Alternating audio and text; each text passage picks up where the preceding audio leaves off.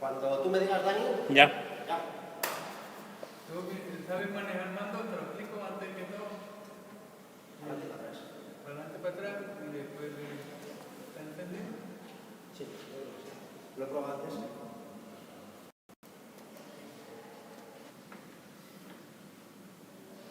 Viva la Madre Superiora, bienvenido a la profesión filatélica. Os presento a alguien que lo conoce. Bueno, no puedo conocerlo, pero Julián, secretario del Club Filatélico, caballería de España, nos va a hacer una presentación sobre diferentes piezas del escultismo de aquí en el patio de bandera de la Ayuntamiento. Un aplauso para nuestro... como todos los días, y antes de que tú empieces, ya tanto ayer como con el alcalde de los Cortes, y fue el otro día, quiere tener un recuerdo de memoria de quien ha sido nuestro presidente. Para mí, quien es nuestro presidente Stanislao Pandal, ¿vale? Es un recuerdo antes de empezar porque él es que está aquí con nosotros. ¿Vale? Gracias. Tiene usted la palabra, Julián. Muchas gracias, José Francisco. Buenas tardes. Haciéndome eco de la presentación de José, quiero dejar también constancia de nuestro recuerdo y de, como ha dicho José, Tanis está con nosotros hoy también aquí. Stanislao Pandal Alfaro, presidente del Club Filatélico de Scouts y Guías, está viéndonos desde el eterno campamento, pero además una parte importante son aquellas teorías y desarrollaron aquellos primeros conocimientos. Empieza a encontrarse, como digo, Baden-Powell con que en 1908 el libro que más se vende en el Reino Unido por delante de la Biblia es Escultismo para muchachos, que es como se llama aquel libro. Y entonces se empieza a encontrar con que empiezan a formarse espontáneamente, y espontáneamente es espontáneamente. Patrullas scouts, chicos que se juntan y que quieren vivir y que quieren organizarse conforme a ese libro, que había salido, por cierto, en entregas quincenales. Era el modo folletín de la...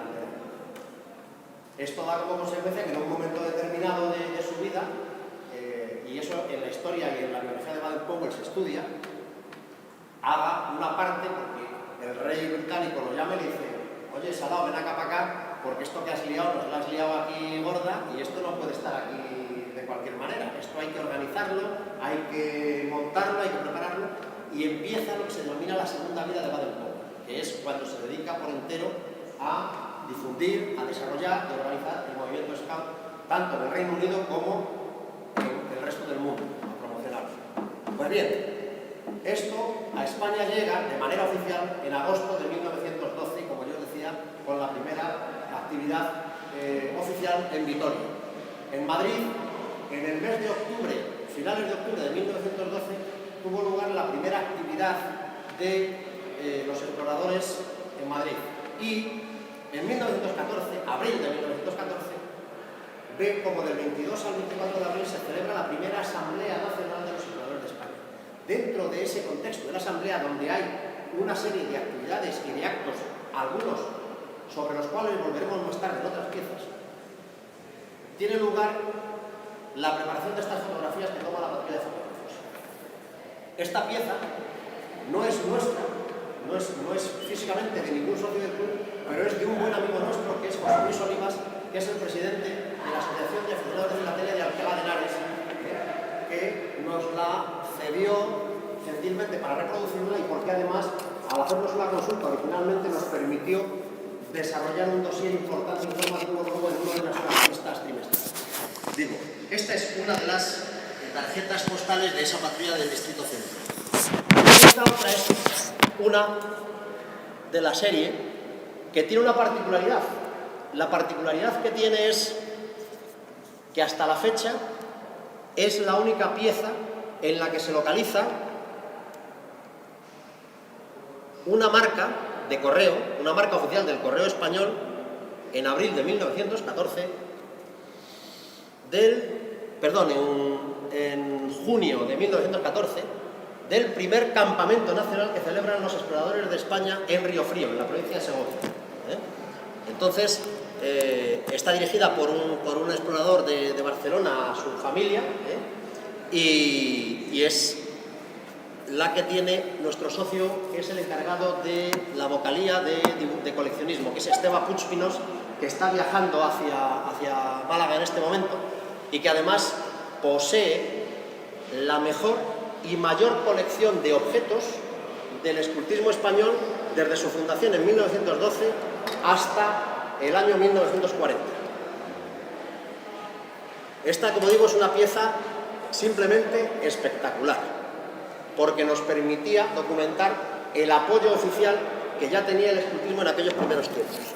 También se debe a esta patrulla de exploradores, aunque no la hayamos reflejado aquí, pero se puede ver en la exposición en diferentes tarjetas, una imagen muy clásica del rey Alfonso XIII, y la primera fotografía del rey Alfonso XIII en uniforme scout se la realiza precisamente un fotógrafo de la patrulla.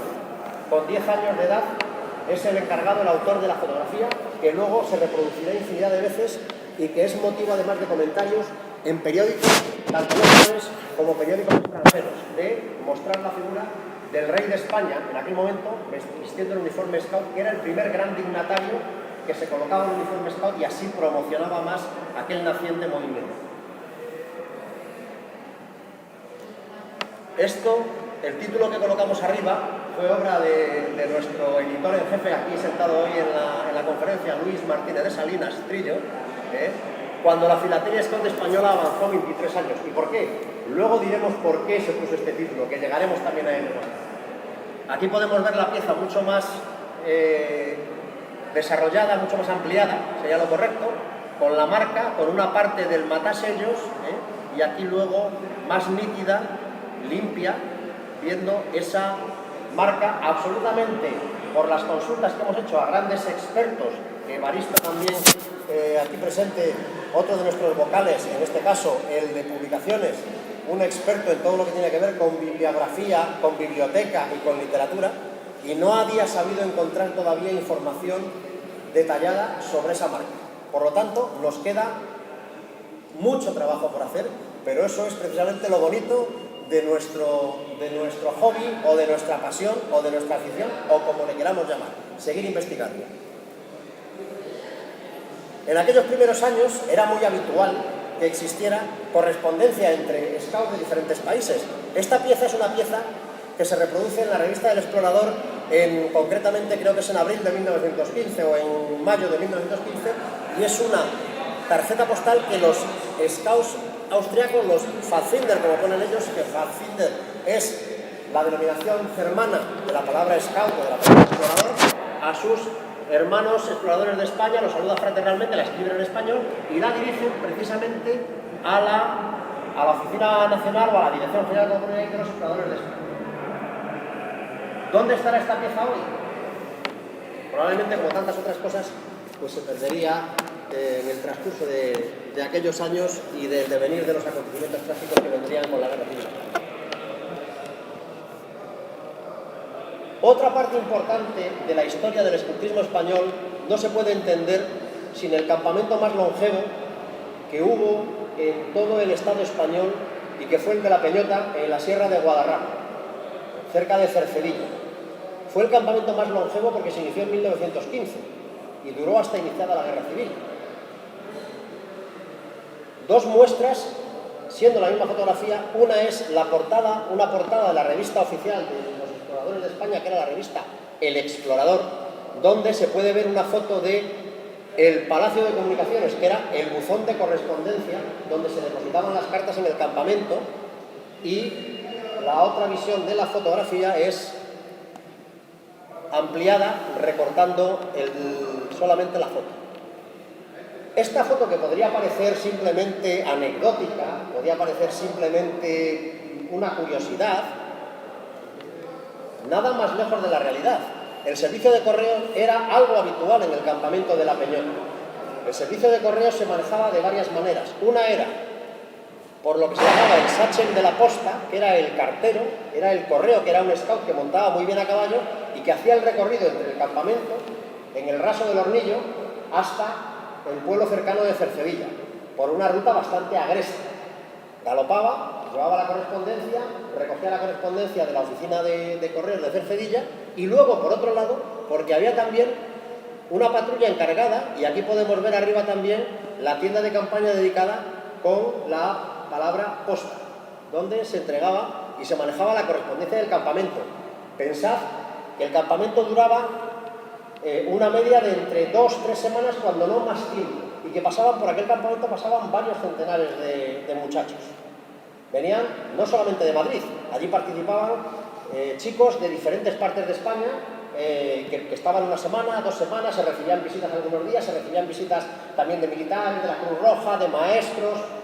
Era una actividad que luego se ha ido estudiando en las aulas medioambientales y en los estudios relacionados con el medio ambiente, porque estamos hablando de 1915, muy pocas actividades, muy poca cultura de cuidado del medio ambiente o de educación en la naturaleza existían. El escultismo ya fue pionero en aquello. Esta, que existía, como pongo en el título, existía un servicio diario, y aunque la fotografía se ha ampliado mucho y los medios son los que tenemos, pero aquí podemos ver que detrás de la foto que hemos visto anteriormente de la tienda de campaña con la posta, lo que había era un buzón, y esto, aquí tenemos un gran experto porque precisamente colecciona objetos del correo español, un buzón de correos, Evaristo, un buzón de correos pero oficial con todas las de la ley. Luego, no estábamos hablando de que esa primera foto del pino con el buzón era anecdótico, sino que además existía toda una infraestructura que permitía entregar y recibir correo durante todo el periodo campamental. Y además de todos esos chicos de Madrid, de todos esos scouts de otras partes de España, también existían y asistían scouts de otros países. Esta pieza es una del campamento de Castilla, que he olvidado mencionarlo al principio, que es como se llamaba el campamento de la Peñota. Desde siempre, desde su origen, se denominó campamento de Castilla. Y esta es una pieza del año 31, una pieza del año 30, perdón, y es de la colección de un buen amigo nuestro, que es un británico que se llama Peter Duck, que ha sido muchos años el presidente del club británico y el editor de la revista de los británicos, y es una pieza que está en su colección. Entonces, es de un scout británico que además está documentado también en las revistas de la época del explorador, que estuvo en el campamento, porque luego esa parte de investigación que yo os decía al principio en la presentación de nuestro trabajo, significa que vas cruzando y vas cuadrando datos e informaciones diversas. No es simplemente que alguien te diga, no, es que yo recuerdo que vinieron scouts extranjeros. No, es que en el campamento del año 30 había un británico que se llamaba John Smith, que estuvo en el campamento tales días. Y ahí está la prueba, y en el explorador sale reflejada la noticia. Otro hito importante del escultismo español en aquellos primeros años, estamos hablando de los escasos 13 primeros años de vida del escultismo español, o 17 primeros años de vida del escultismo español. No llegaba a la veintena, no llegaba todavía ni a la mayoría de edad del escultismo español, que entonces en España la mayoría de edad era los 21 años. Fue la Jamboree Nacional de Barcelona en 1929, con motivo de la Exposición Universal, que se celebró en el recinto, en una zona que se llamaba la Font de Tres Pins, la Fuente de los Tres Pinos, un parque donde se ubicó el campamento de los exploradores.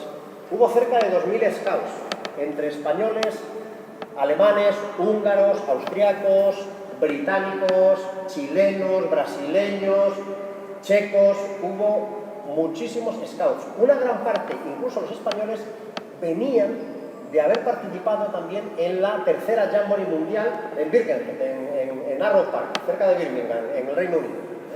Entonces, piezas que están en las colecciones de socios del Club Filatélico. Por un lado, este carné de un explorador, que se puede incluso ver aquí en la exposición, que está en la colección de José Francisco, y esta viñeta, hace poco localizada por nuestro socio Esteban Puigpinós, de los exploradores de Murcia, de los exploradores de Águilas concretamente, para financiarse el viaje a la Jamboree de Barcelona.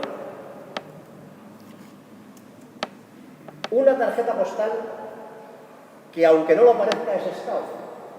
¿Por qué?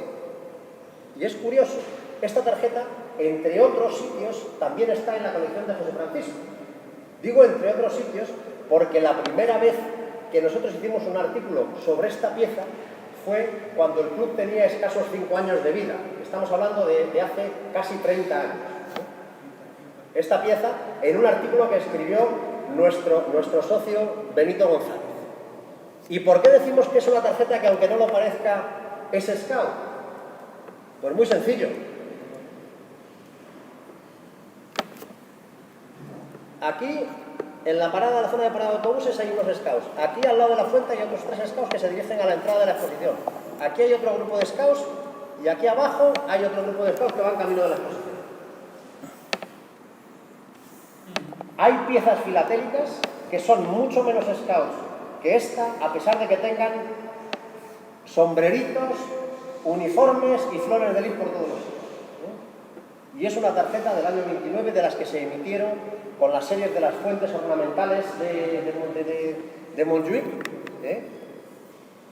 Y es una labor de investigación, porque no lo has encontrado porque si no lo has visto un buen día porque sí, sino que has empezado basándote en datos que teníamos a localizar las tarjetas postales y a revisar muchas tarjetas postales similares que no muestran esas mismas imágenes de los scouts dirigiéndose a la entrada de la exposición.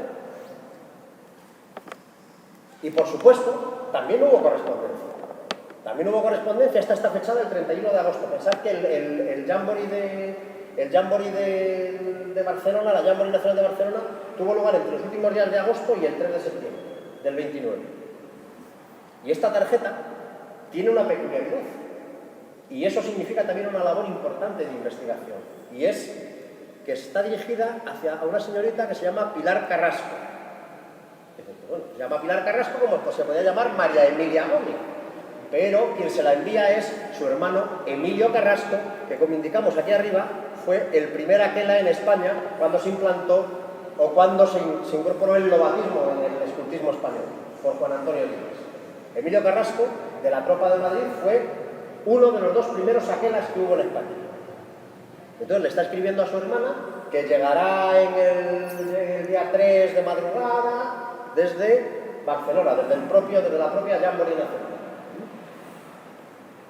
Esta pieza, igual que os he enseñado antes la tarjeta postal, hoy con estos medios lo reproducimos de una manera mucho más técnicamente perfecto.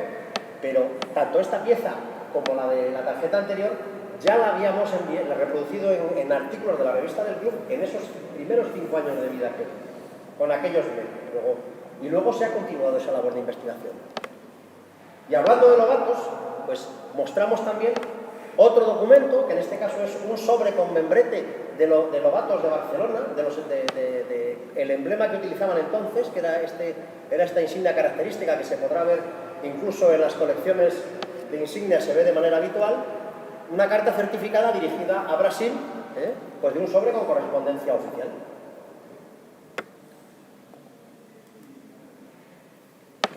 También,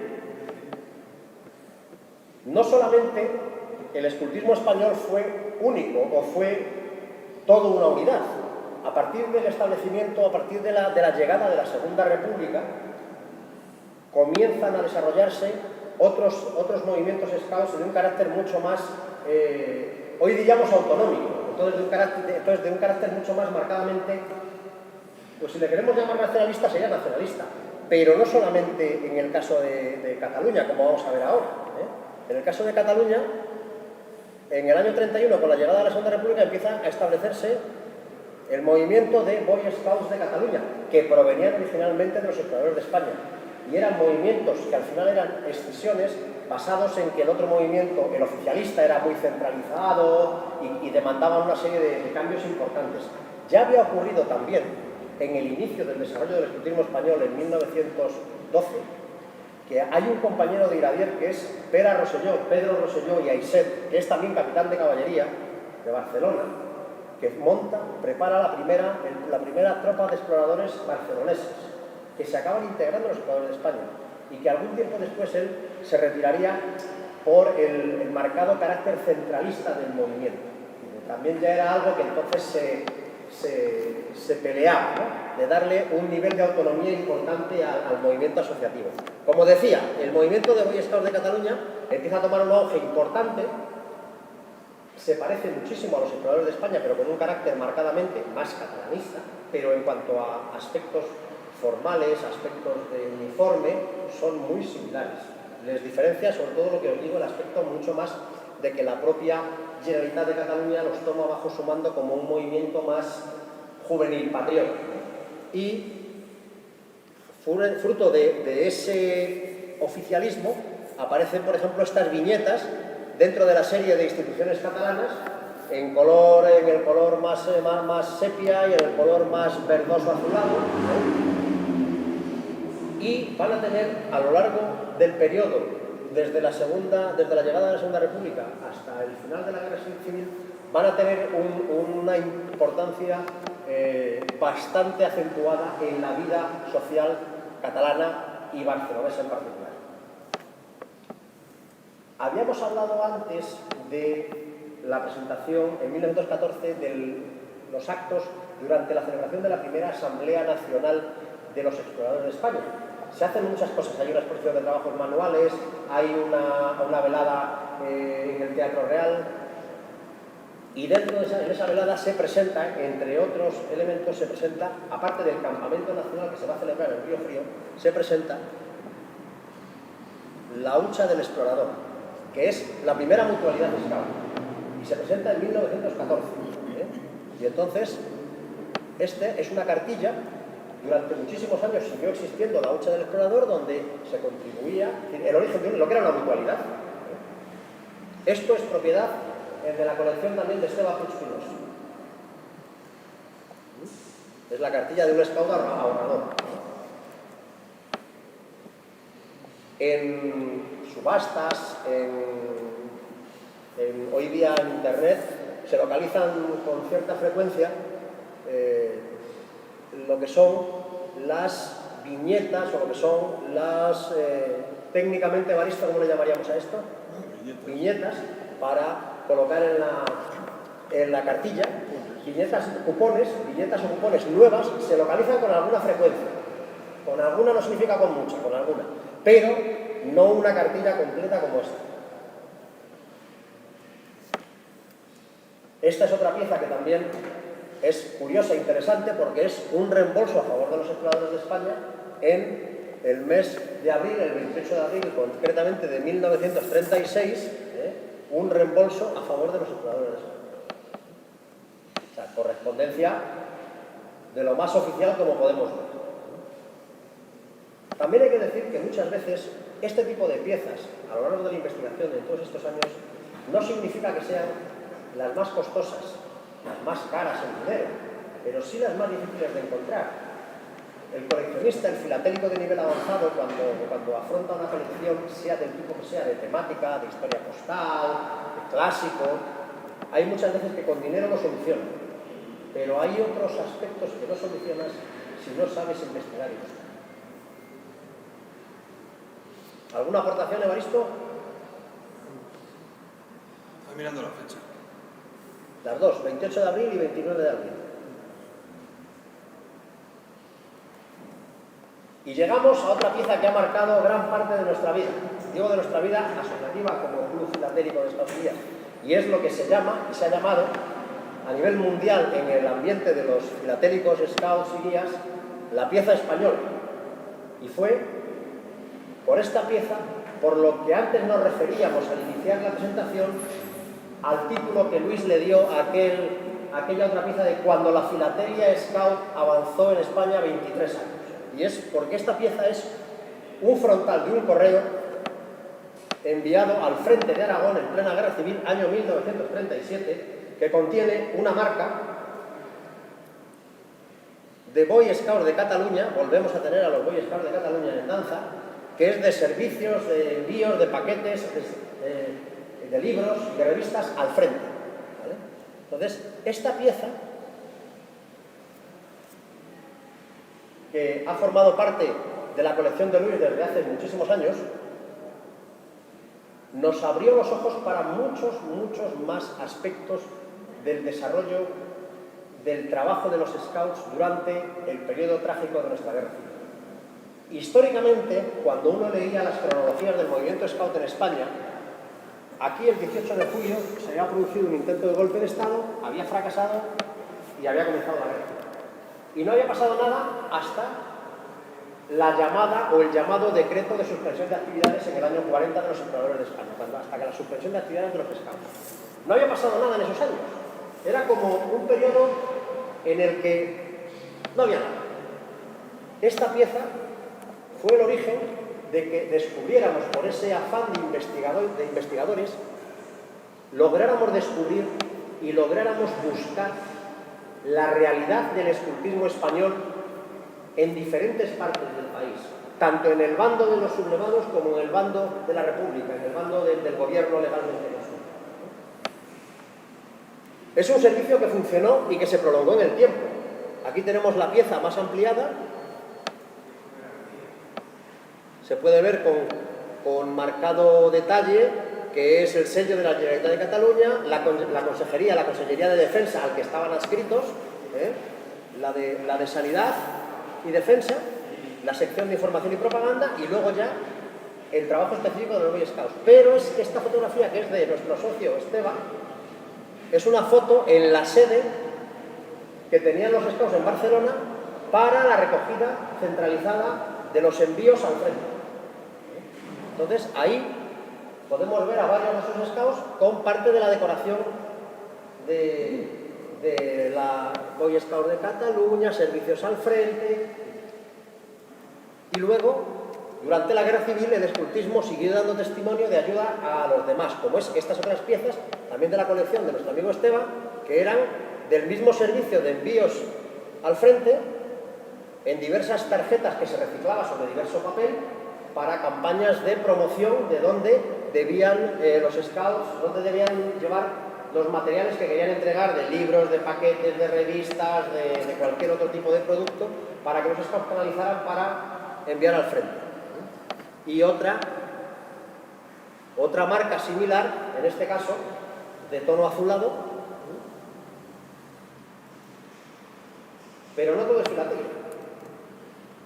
En el transcurso de nuestra investigación, como os decía antes, un socio de nuestro club, que es Esteba, tiene la mayor colección de elementos del escultismo español durante esos primeros 30 años escasos de vida.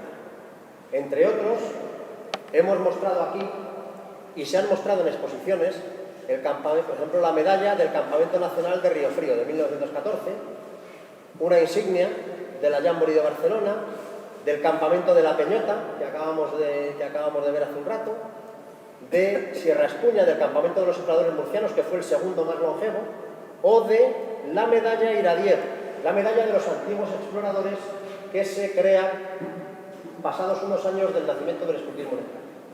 Se da el caso curioso, además, con Esteba, de que no es que solamente tenga la medalla, es que Esteba, además, tiene en su poder los troqueles originales.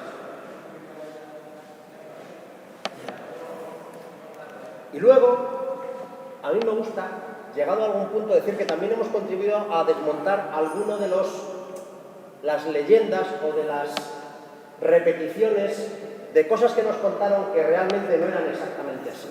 Y era, históricamente en el escultismo español siempre se hablaba de la orden circular número 9 del 22 de abril del 40, cuando ya la guerra civil ha terminado en el 39, cuando ya el poder está en manos del general Franco, que ha montado un gobierno, donde el Frente de Juventudes, o en este caso concreto la Falange, es la que se ha hecho cargo de todo la juventud de manera oficial, y se hablaba siempre del decreto de suspensión de actividades de los exploradores de España.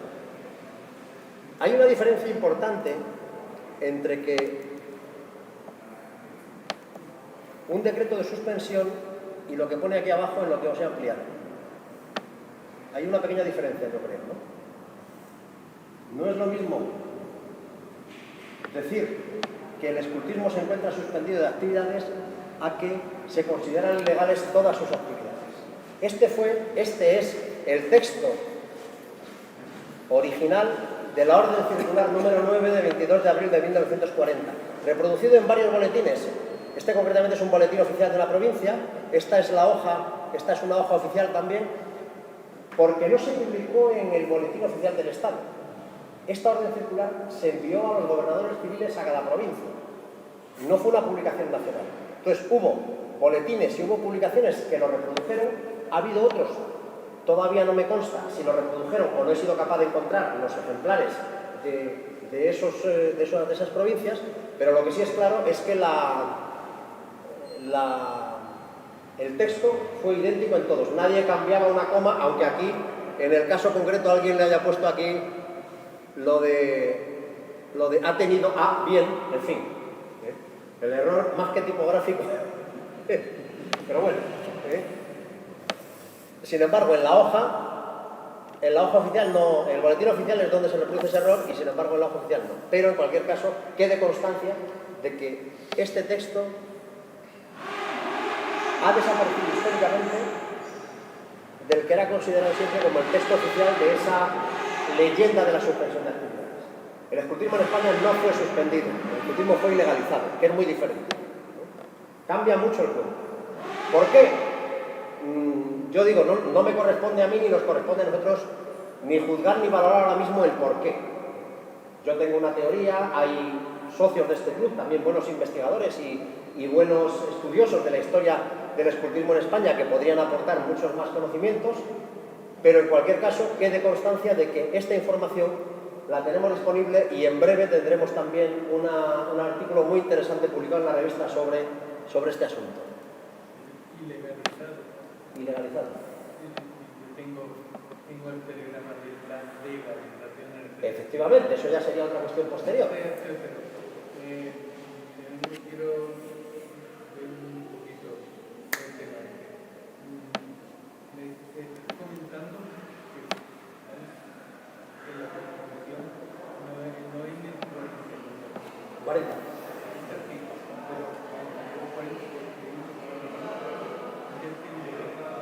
No, 22 de abril del 40 es eso. No hay un 41. 22 de abril del 40, el escultismo a todos los efectos se ilegaliza y todos sus bienes, todos los elementos empiezan a ser incautados, todos.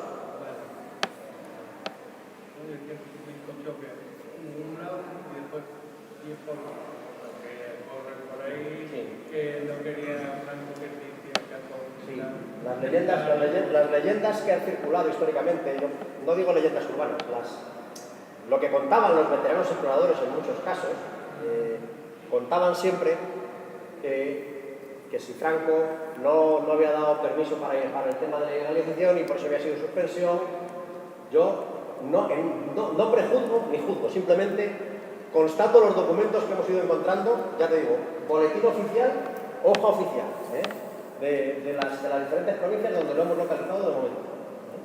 O sea, lo demás... Si no sale en un boletín oficial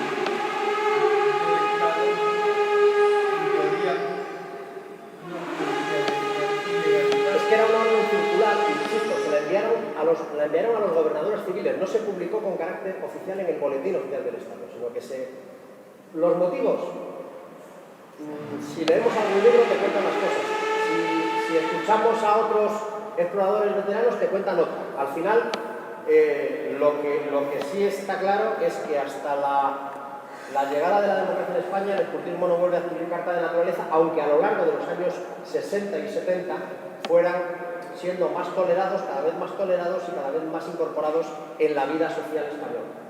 Pero también era un reflejo de la sociedad, de cómo iba evolucionando la sociedad en España. Esto tampoco es difícil de entender, ¿no? En cualquier caso,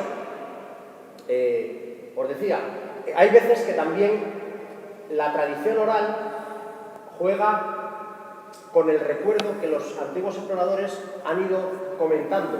Hace no muchas semanas, o algún mes que otro, yo le enviaba a buenos amigos de Zaragoza, les enviaba una información donde históricamente un documento que está en Zaragoza, que es el gran diploma de honor a la tropa de Zaragoza, estaba firmado por diversos comisarios generales de la Asociación de Exploradores de España, hablamos en los años 30, ya en plena Segunda República, y al acabar la Guerra Civil, para evitar que fuera destruido, una de las firmas se tapó con un esparadrapo, con una cinta.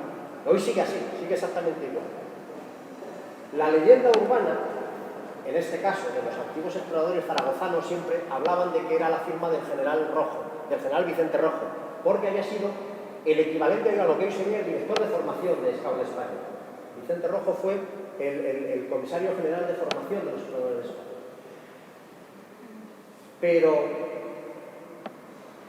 en esa labor que yo os decía de investigación y de búsqueda, había cosas que no cuadraban mucho.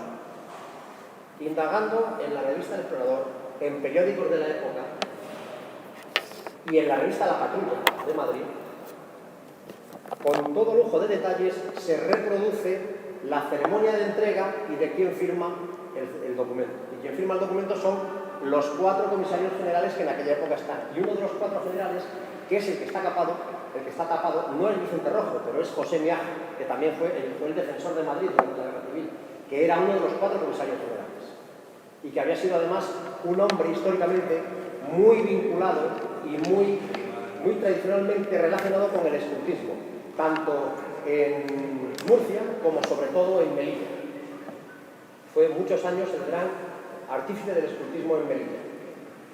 Entonces, claro, estas cosas, hablar, nos lo cuentan, la tradición, pero cuando empiezas a investigar, dices, hombre, pues mira, no le quita un ápice de valor a ese relato, sino que al contrario, añade todavía mucho más interés. Entonces, ya digo, es la labor que tiene investigar y seguir funcionando. Esto...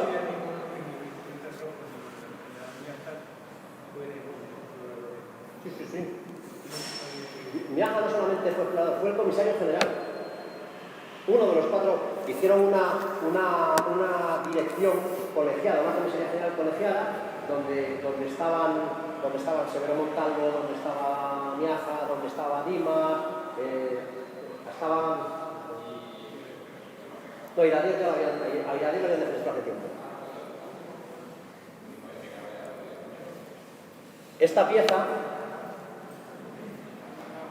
la reprodujimos hace no mucho tiempo en un artículo de la revista y es una pieza, yo creo que muy interesante para el escultismo malagueño, porque es una carta de pésame de los scouts malagueños el 12 de enero de 1941, que la envían los exploradores malagueños.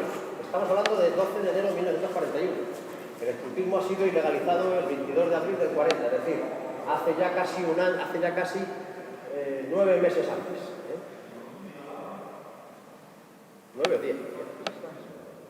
Y dirigen una carta a la Oficina Internacional, al Buró Internacional de Escultismo en Londres, donde la firman abajo varias personas, algunas de las cuales, y aquí evidentemente con un historiador, con un erudito de la historia del escultismo malagueño, como es el amigo José Francisco también, ahí sale por ejemplo Joaquín de Luna, salen una serie de scouts malagueños que en aquel momento estaban, pues realmente yo creo que no estaban tratando de recomponer el escultismo, primero estaban tratando de sobrevivir, probablemente, y salir adelante después del periodo anterior, pero envían la carta a través del consulado británico en Málaga. Es plena Segunda Guerra Mundial también, no hay que olvidarlo. Joaquín de Luna, entre otras cosas, porque fue el máximo responsable del Partido Comunista en Málaga. Después, hay una historia muy interesante que ya contaremos también algún día de cómo se entrelazan los destinos de un rojo masón comunista como Joaquín de Luna y un elemento del bando vencedor que además es el responsable, es el director del Tribunal de la Masonería y el Comunismo, aquí en Málaga. Pero eso ya lo contaremos después. Ambos exploradores, por cierto, ambos estaban. Estuvimos hablando de ello, José. Entonces, como os decía, la carta que la envían a través del consulado, la traducción que envía el consulado, esta documentación está actualmente en los papeles de Baden-Powell, en los archivos de las Cotas.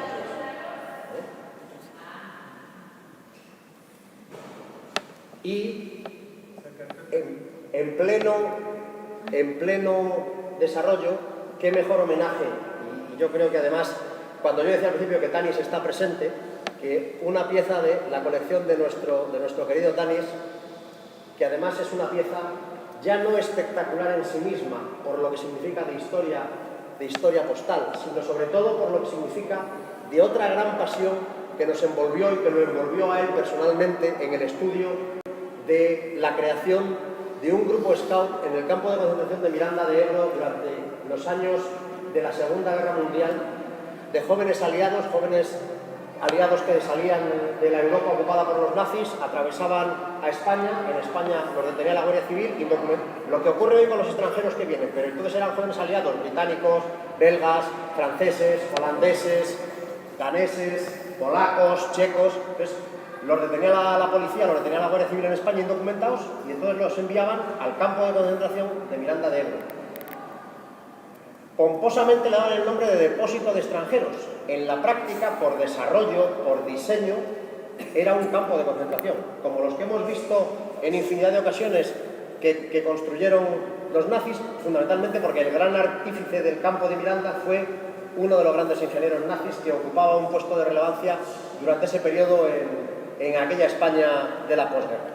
Entonces, en ese campo, como digo, los jóvenes aliados iban entrando, los tenían allí un periodo de tiempo, dependía de las gestiones de la Cruz Roja de su país o de la Cruz Roja Internacional o de sus gobiernos, y entonces unos pasaban unas semanas, unos meses, otros se tiraban años, y en la primavera del 42, en Miranda de Ebro, se crea el Clan de la Etapa, que es un grupo de jóvenes scouts de países aliados que es un fenómeno único en la historia.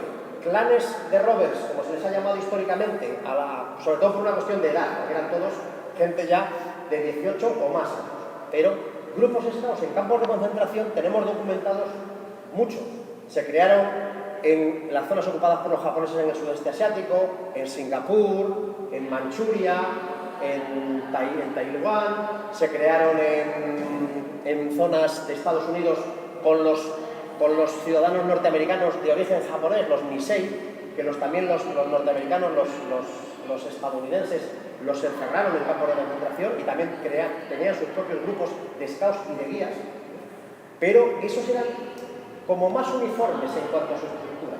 El Clan de la Etapa, la diferencia es que era un clan móvil. Unas veces tenía 3 miembros, otras veces tenía 30, otras veces tenía 2, otras veces tenía 10, dependía. ¿Qué ocurre? En el libro de oro, del cual también hemos logrado acceder por contacto directo con el archivero de Gilwell Park, del Centro Mundial de Formación, de cuyo centenario estamos celebrando precisamente estos días esta exposición conmemorativa. Gilwell Park, el centro de la formación mundial del escultismo, de los cursos de insignia de madera, está custodiado y está guardado en Gilwell Park el libro de oro del Clan de la Etapa. En su primera página había un compromiso escrito y era: el 1 de agosto del año siguiente, al final de la guerra, nos encontraremos todos los scouts que podamos al pie del obelisco en la Plaza de la Concordia en París. Y el 1 de agosto de 1946, al pie del obelisco a las 11 de la mañana, aparecen cerca de 15 scouts, o cerca de 15 personas vestidas con uniformes scouts y con sus medallas de la mayoría de acciones de la Segunda Guerra Mundial, que han sido jóvenes que han luchado en diversos frentes, puesto que cuando estaban en Miranda, su principal objetivo era salir de Miranda y volver a reintegrarse a la lucha contra el nazismo. En el caso del que nos ocupa, y por lo que estábamos hablando de esta pieza de Tanis, de esta pieza espectacular, el Clan de la Etapa lo fundan 3 personas. Uno es Armand Delsen, nombre de tótem Aries, que es un rover belga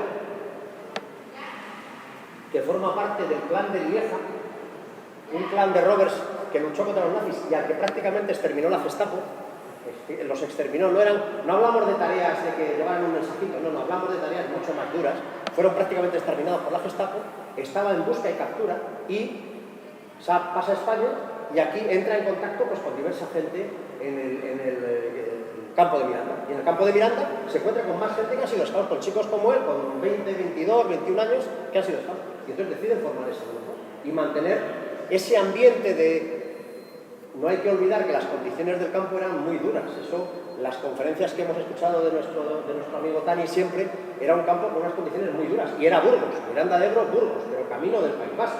Y los inviernos eran serios, la alimentación era de aquella manera. Entonces, entran en un régimen de esa, digamos, autodisciplina del escultismo, de actividades, de no matar el ocio sin hacer nada, sino hacer muchas cosas, ¿no? Y, por supuesto, el primer objetivo, nunca comentado y nunca dicho, era tratar de fugarse y de volver otra vez a combatir contra el enemigo, ¿no? Pero bueno, eso no lo ponían en ningún sitio. Uno es, como digo, es Armand Delsen, belga. Otro es Maurice Chauvet, francés, lobo flemático. Armand Delsen llegaría a Inglaterra, formaría parte del MI5, del servicio de inteligencia del servicio secreto británico. Sería lanzado en paracaídas diversas veces durante la Segunda Guerra Mundial tras las líneas enemigas en territorio alemán, y a la sazón se casaría con la secretaria del escultismo francés en el exilio en Londres. Maurice Chauvet, que es lobo flemático, que es un scout francés,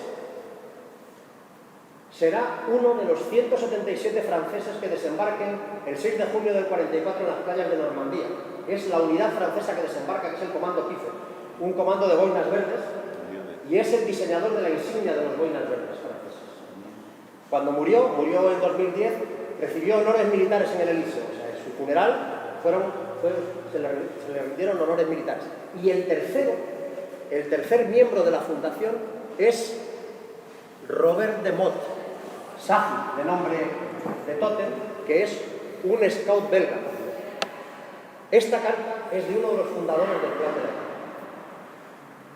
Podríamos entrar luego en aspectos filatélicos, en las marcas de que la han sometido al correo de detección por medios diversos, pero yo creo que lo importante de la historia es quedarnos con este aspecto, que es muchas veces lo que lo hace más atractivo y lo que realmente nos permite seguir avanzando y seguir estudiando mucho más, porque hemos elaborado a grandes rasgos la historia de una serie de scouts, tanto en España como relacionados con su llegada a España, como puede ser este caso, y hasta dónde hemos conseguido avanzar. Pero queda mucho más por avanzar, queda mucho más por descubrir y queda mucho más por comentar y por saber. Puedo contar también que a raíz de todo esto, lo sabéis, sobre todo los socios del club más cercanos siempre, el verano pasado tuvimos un viaje, Paloma y yo tuvimos un viaje realizando precisamente la ruta relacionada con este tema. Acabamos en Miranda de Ebro, pero sobre todo porque de este clan de la etapa, uno de sus miembros entrará el 24 de agosto del 44, será uno de aquellos españoles republicanos que liberen París, con la 9, con una unidad que fue la primera en entrar en París, de la columna Drone, de la división Leclerc, fueron los primeros que entraron y eran españoles. No entraron americanos, eran españoles. Era una unidad fundamentalmente el 90% de españoles. Y este hombre, Michel Elías, que no era español, pero hablaba español, era uno de aquellos scouts que había estado en Miranda de Ebro. De aquí llegamos a aquello otro y seguiremos investigando, porque la historia de Robert de Mott también es apasionante, la de Armand Delsen, la de Maurice Chauvet, la de muchos otros que tenemos documentados, porque todos ellos fueron dando testimonio y, como yo os decía antes, ese 1 de agosto de 1946, aquellos 15 jóvenes que se encuentran, que han pasado una guerra mundial, empiezan a comentar entre ellos lo que han hecho. Unos han estado en la división Leclerc, otros han sido paracaidistas, otros han estado en la Armada, otros han estado en cuerpos especiales, pero todos han seguido llevando su uniforme scout y han seguido manteniendo su propia identidad de lo que el escultismo les enseñó, que era tratar de dejar el mundo un poco mejor de como lo encontraron. Eso yo creo que es lo que hace más apasionante nuestra historia. Probablemente un filatélico pudiera dar una historia mucho más sesuda desde el punto de vista filatélico. Nosotros contamos yo por lo menos cuento lo que creo que es muchas veces más interesante. Y a pesar de la prohibición, a pesar de todas las prohibiciones, en 1957, en la Jamboree del Jubileo, la Jamboree del 50 aniversario de la Fundación del Escultismo, que se celebra en Gran Bretaña, en Sutton Coldfield, esta pieza es de otro socio nuestro, ya muy veterano, muy mayor, Manel Subirá, un socio de Barcelona, que ha participado en 4 Jamborees mundiales. Participó en la Jamboree Mundial de 1951 en Austria, participó en el 57 en Gran Bretaña, participó en el 63 en la Jamboree de Maratón en Grecia y participó en el 75 en el Nordjam de Noruega. Entonces, en el 57 tenía esta pieza que dirige un scout murciano. Aquí se puede ver como curiosidad, durante el periodo del final de la guerra civil se mantuvo un tipo de insignia que era una mezcla un poco ecléctica entre todas las que había habido, de la rueda de carreta, la flor de lis, el saludo con la seña scout. Entonces se mantiene y es un viejo explorador murciano, un scout de Murcia, envía una carta a la propia Jamboree, al campamento en el Reino Unido, y donde solicita, si es posible, los sellos del Jamboree. Esta carta la tiene Manuel Subirá. Y hay mucho más. Porque aquí hemos vuelto a mostrar estas 2 piezas que yo siempre digo que son 2 hitos y 2 piezas absolutamente únicas de la filatelia española. Pero aquí, esto otro, que es un artículo de la revista de nuestros amigos alemanes, que lo han reproducido hace poco, no es de época, sino de hace poco, es en el año que se hizo la primera elección del Oscar al mejor matasellos, al matasellos más bonito del mundo, del tema Scout, y aquel año este fue el matasellos que ganó. Y ese matasellos, ¿de dónde es? Español. Matasellos español. Diseñado por otro presidente también ya fallecido de este club, que fue Esteban Pérez Rubio. Es decir, y hay mucho más, pero como digo ya para terminar, pero como decía un buen amigo del fundador del escultismo y premio Nobel de Literatura, Rudyard Kipling, eso ya es otra historia.